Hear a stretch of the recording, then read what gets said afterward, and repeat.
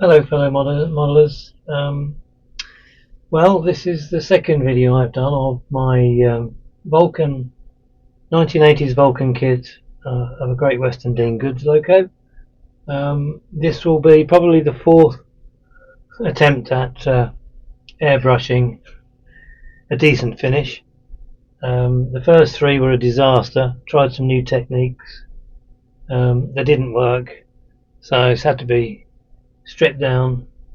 Anyway, this morning I glued back on all the handrail knobs and bits and bobs that had come off with the stripper. They're all back on.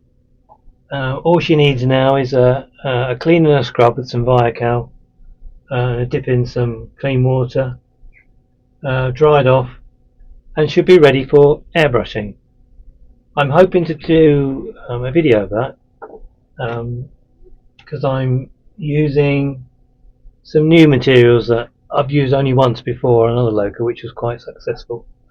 So more ado about that later. As you can see, preparation is half the battle. So I've used my Tamiya, I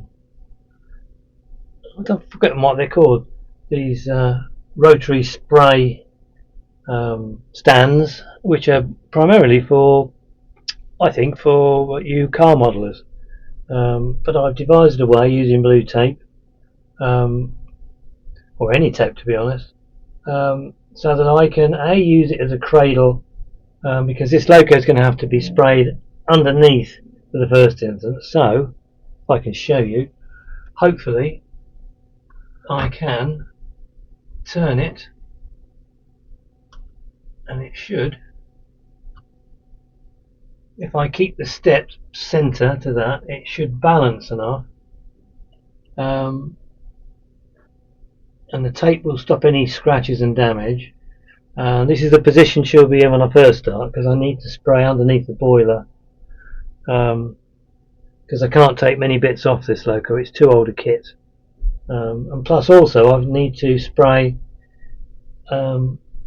the underside of the cab roof and the top part of the cab wall, inside front wall, plus these back pieces. I won't be spraying the front, for obvious reasons, but also it will enable me to spray the underside of the front, the buffer beam. So hopefully I'm using a lacquer etch primer, which will be tinted with another lacquer product, because the etch primer is a clear coat, can't see where you're going. So it will be sprayed in this position first, and then left to dry for a few minutes, hopefully enough for me to very carefully, with gloved hands, turn it up into its upright position without too much damage underneath.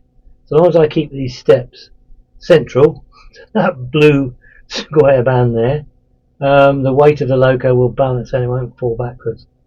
So that's the plan. Hopefully I can get a decent finish on this one. Okay, so there we have it. I've prepared the spray booth.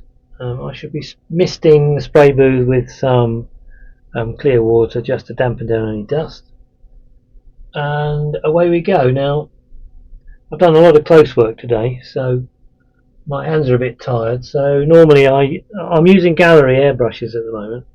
I'm quite impressed with them, and normally I would probably use the Gallery 98D to do primarily most of the work, but I'm worried about getting a finger cramp and then end up spraying too much paint on the model. So I'm actually going to use my my trigger airbrushes, Gallery trigger airbrushes, and some of you will probably recognise this one if I put it on its stand. You can see that. Okay, this is it's actually the Gallery 68, which I've actually tarred it up a bit with some swallowtail pieces. These are swallowtail G Studio, just to make it different from my swallowtail Barbatos Rex. And these parts fit very well. Smarten it up. I've changed the paint pot to a better quality one from the Gallery Seeker airbrush, because it's a nice sized pot, holds enough paint for me to do a decent job. So this will be in this will be doing the priming coat, and then I shall probably put that back up there, and the 68 will have a 0.38 needle on. For the subsequent top coats, which will be acrylic, I'll be using the Swallowtail Barbatos Rex with a 0.28 needle, so it's nearer a 0.3 really. So there she is. Excellent airbrushes. Atomise the paint at low psi, should you need to. They're very reliable. They do a brilliant coat. They atomise the paint so well. So those are the two that I'll be using when I do this job, which I don't think will be today. So I'll try and do a video on all that. Anyway, that's setting up.